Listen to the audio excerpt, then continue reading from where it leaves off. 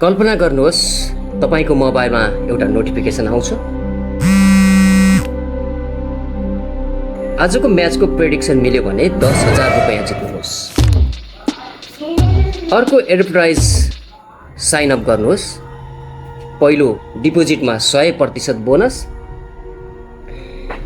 हेर्दा सबै कुरा सामान्य लाग्छ, एउटा गेम जस्तै, एउटा मनोरञ्जन जस्तै, एउटा मौका जस्तै। तर एउटा नोटिफिकेसन कतिपय युवाका लागि जीवनकै सबैभन्दा महँगो नोटिफिकेसन बन्न सक्छ। किनभने डिजिटल ग्याम्बलिङ पैसा कमाउने सजिलो बाटो जस्तो देखिए पनि धेरैका लागि यो आर्थिक सङ्कट, मानसिक तनाव, पारिवारिक समस्या र भविष्यको अन्योलसम्म पुग्ने यात्रा बन्न सक्छ।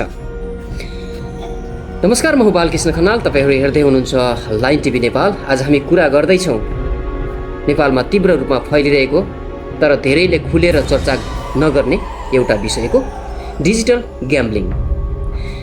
कतिपयले यसलाई अनलाइन बेटिङ भन्छन्, कतिपयले क्यासिनो एप, कतिपयले प्रेडिक्सन गेम। नाम फरक हुन सक्छ तर उद्देश्य एउटै हुन्छ, मानिसलाई बारम्बार खेलिराख्ने धेरै मानिसलाई लाग्छ। जुवा भनेको क्यासिनो, तास वा पासा मात्र हो। तर समय परिवर्तन भएको छ। आज जुवा तपाईँको खल्तीभित्र छ, तपाईँको मोबाइलभित्र छ र केही सेकेन्डमै देशको जुनसुकै कुनाबाट खेल्न सकिने अवस्थामा पुगेको छ। पहिले क्यासिनो पुग्नु पर्थ्यो, आज केवल एउटा एप डाउनलोड गरे पुग्छ।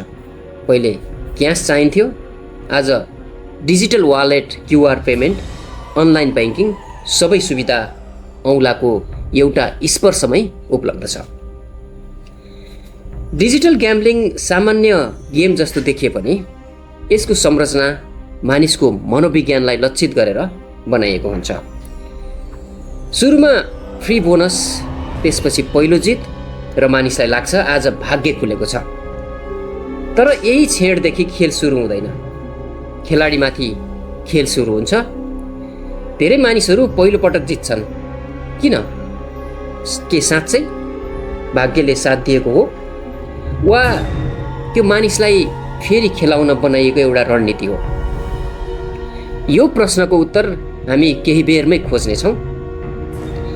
आज सोसल मिडिया खोल्दा यस्ता विज्ञापनहरू देखिनु सामान्य जस्तै भइसकेको छ। आजको म्याच फिक्स छ, 100 रुपैयाँ लगानी 10,000 कमाई।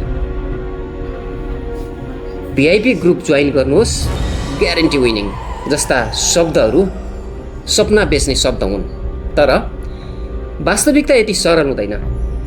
एउटा तथ्य सम्झनुहोस्, यदि हरेक खेलाडी जितिरहेको भए यी प्लेटफर्म अझै सञ्चालनमा रहने थिए। कुनै पनि यस्तो प्रणाली नाफा नहुने भए वर्षौँसम्म चल्न सक्दैन। त्यसैले जहाँ कसैको ठुलो कमाइ भइरहेको छ त्यहाँ कतै धेरै मानिसको ठुलो घाटा पनि भइरहेको हुन्छ। तर यति धेरै जोखिम हुँदाहुँदै पनि किन युवा यसतर्फ आकर्षित भइरहेका छन् त? किन एकपटक सुरु गरेपछि धेरैलाई छोड्न गाह्रो हुन्छ? र डिजिटल ग्याम्बलिङ केवल पैसाको खेल हो वा मानिसको दिमागलाई नियन्त्रण गर्ने एउटा मनोवैज्ञानिक प्रणाली? अब हामी यही प्रश्नको उत्तर खोज्छौँ। एउटा प्रश्न, यदि धेरै मानिसले डिजिटल ग्याम्बलिङमा पैसा गुमाउँछन् भने किन हरेक दिन नयाँ मानिसहरू यही खेलतर्फ आकर्षित भइरहेका छन्? के उनीहरूलाई जोखिमको बारेमा थाहा हुँदैन वा उनीहरूलाई केही यस्ता सपना देखाइन्छ जसले वास्तविकतालाई नै ओझेलमा पारिदिन्छ? सुरुमा कसैले पनि आफ्नो घर बेच्ने, ऋणमा डुब्ने वा परिवारसँग टाढा हुने उद्देश्य लिएर डिजिटल ग्याम्बलिङ सुरु गरेको हुँदैन। यो त सुरु हुन्छ केवल एउटा जिज्ञासाबाट। एकपटक ट्राई गरौँ न त, सबैले खेलिरहेका छन्, सायद म पनि जित्छु। यही सोच धेरै यात्राको पहिलो पाइला बन्न सक्छ। सोसल मिडियामा चम्किला विज्ञापन, welcome bonus, instant withdraw, VIP prediction, limited offer यस्ता शब्दहरू सामान्य मार्केटिङ जस्तो देखिए पनि यी मानिसको निर्णय गर्ने तरिकालाई प्रभाव पार्ने गरी बनाइएका हुन्छन्। जब मानिसले बारम्बार एउटै सन्देश देख्छ, उसको दिमागले त्यसलाई सामान्य कुरा जस्तो स्वीकार्न थाल्छ। अर्को महत्त्वपूर्ण कुरा हो फोमोआई अर्थात् फियर अफ मिसिङ आउट। जब कसैले सोसल मिडियामा आज मैले 50,000 जितेँ भनेर पोस्ट गर्छ, धेरैलाई लाग्छ यदि मैले अहिले खेलेन भने मैले पनि यो अवसर गुमाउनेछु। तर हामी एउटा कुरा बिर्सिन्छौँ, सोसल मिडियामा जितेको स्क्रिनसट देखाउने मानिस धेरै हुन्छन्, तर हारेको रकम प्राय कसैले देखाउँदैन।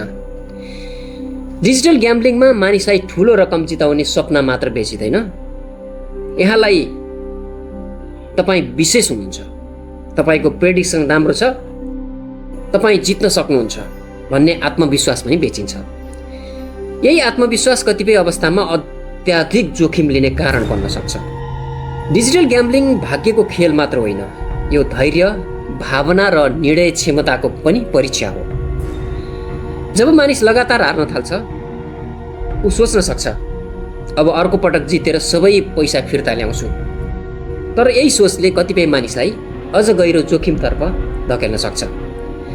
धेरै विज्ञहरूले यसलाई लस चेसिङ भन्ने व्यवहारसँग जोडेर व्याख्या गरेका छन्, अर्थात् पहिले गुमाएको पैसा फिर्ता ल्याउने प्रयासमा अझ धेरै जोखिम लिने र यही चक्र बारम्बार दोहोरिन सक्छ। तर डिजिटल ग्याम्बलिङ केवल एउटा व्यक्तिको समस्या होइन, यसको असर परिवारसम्म पुग्छ, साथीभाइसम्म पुग्छ र समाजमा पुग्ने गर्छ र अन्ततः देशको उत्पादनशील युवा शक्तिमै असर पर्न सक्छ। अब प्रश्न उठ्छ, यदि यो चक्र यति बलियो छ भने यसबाट बाहिर निस्कने बाटो छ कि छैन त? त्यो जान्नु अघि हामी बुझ्नेछौँ डिजिटल ग्याम्बलिङले मानिसको जीवनमा कस्ता कस्ता असरहरू पार्न सक्छ। एउटा कुरा सम्झनुहोस् त, डिजिटल ग्याम्बलिङमा हराएको रकम फेरि कमाउन सकिन्छ, तर हराएको समय, हराएको विश्वास र हराएको अवसर फिर्ता ल्याउन सधैँ सजिलो हुँदैन। यही कारण डिजिटल ग्याम्बलिङको असर पैसामा मात्र सीमित हुँदैन। सुरुमा केवल केही मिनेट स्कोर हेर्न खर्च हुन्छ, पछि एउटा म्याच, अर्को प्रेडिक्सन, यसरी समय बितेको पत्तो हुँदैन।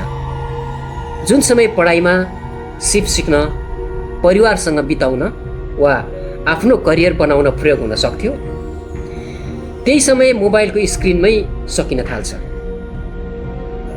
आर्थिक असर यसको अर्को ठुलो पक्ष हो। धेरै मानिस सानो रकमबाट सुरु गर्छन्, तर जब घाटा हुन थाल्छ उनीहरू एकपटक अझै खेल्छु अनि सबै पैसा फिर्ता ल्याउँछु भन्ने सोचमा फेरि रकम थप्न थाल्छन्। यही चक्र कतिपय अवस्थामा बचत सकिने, ऋण बढ्ने र आर्थिक तनावको कारण पनि बन्न सक्छ। तर सबैभन्दा ठुलो घाटा बैंक ब्यालेन्समा देखिँदैन। सबैभन्दा ठुलो घाटा मानिसको मनभित्र हुन्छ।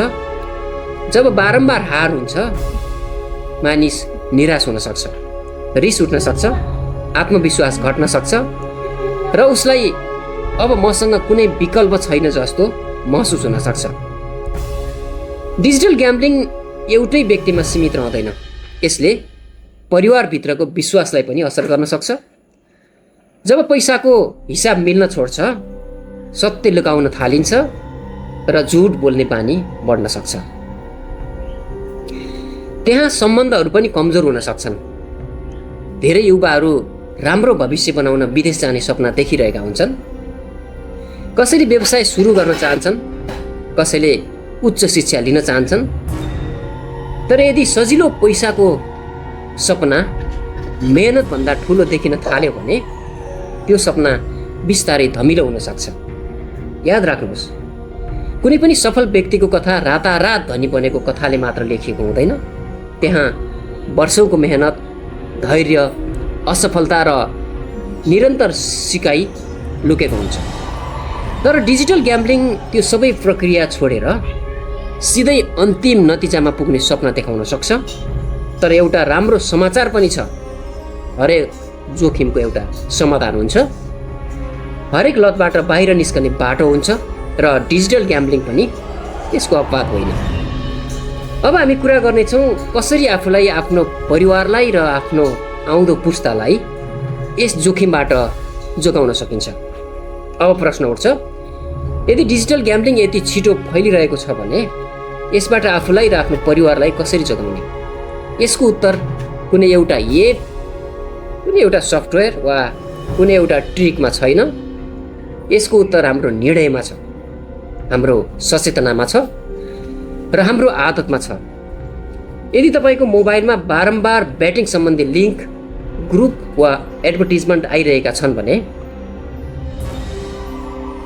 सबैभन्दा पहिलो कदम त्यस्ता लिङ्कमा क्लिक नगर्नुहोस् र त्यस्ता एकाउन्टलाई ब्लक वा रिपोर्ट गर्नुहोस्, किनभने हरेक क्लिक एउटा नयाँ जोखिमको सुरुवात हुन सक्छ। यदि तपाईँलाई आफ्नो साथीभाइ वा परिवारको कुनै सदस्य डिजिटल ग्याम्बलिङतर्फ धेरै आकर्षित भएको जस्तो लाग्छ भने उसलाई होच्याउने होइन, उसको कुरा सुन्नुहोस्, किनकि कहिलेकाहीँ सही समयमा गरिएको एउटा संवादले ठुलो दुर्घटना रोक्न सक्छ। अर्को महत्त्वपूर्ण कुरा भनेको डिजिटल ग्याम्बलिङ मनोरञ्जन होइन, आर्थिक जोखिम पनि हो। त्यसैले यदि तपाईँलाई यसले दैनिक जीवन, काम वा पढाइमा असर गर्न थालेको महसुस हुन्छ भने सहयोग माग्न नहिचकिचाउनुहोस्। परिवार, विश्वासिलो साथी वा आवश्यक परे सम्बन्धित विशेषज्ञसँग कुरा गर्नुहोस्। कमजोरी होइन, त्यो साहसको सङ्केत पनि हो। नेपालमा जुवा सम्बन्धी कानुनी व्यवस्था पनि छ। अनलाइन माध्यमबाट हुने जुवासँग सम्बन्धित गतिविधि सम्बन्धित कानुनअनुसार कारबाहीको विषय बन्न सक्छ। त्यसैले यस्तो गतिविधिमा संलग्न हुनुअघि कानुनी जोखिमबारे पनि जानकारी राख्नु आवश्यक छ। ध्यान राख्नुहोस्, जीवन सर्टकटले बन्दैन, सफलता बोनसबाट आउँदैन र भविष्य प्रेडिक्सनले लेखिँदैन। भविष्य लेखिन्छ सिपले, मेहनतले, धैर्यले र सही निर्णयले। सायद यो डकुमेन्ट्री हेरेपछि तपाईँ आफूलाई वा आफ्नो परिवारलाई कसैलाई एउटा प्रश्न सोध्नुहुनेछ, के छिटो पैसा कमाउने सपना मेरो भविष्यभन्दा ठुलो छ र? यदि यस भिडियोले एउटा व्यक्तिलाई पनि गलत बाटोबाट फर्किन प्रेरित गर्यो भने हाम्रो प्रयास सफल हुनेछ। म बालकृष्ण खनाल, तपाईँ हेर्दै हुनुहुन्थ्यो लाइन टिभी नेपाल। यस्ता तथ्यमा आधारित डकुमेन्ट्री र साइबर अवेरनेस सम्बन्धी भिडियोहरूका लागि हाम्रो च्यानल सब्सक्राइब गर्नुहोस्। यो भिडियो आफ्नो साथी, भाइ बहिनी र परिवारसँग सेयर गर्नुहोस्, किनकि सायद तपाईँको एउटा सेयरले कसैको भविष्य जगाउन सक्छ। धन्यवाद। फेरि भेटौँला अर्को डकुमेन्ट्रीमा। नमस्कार।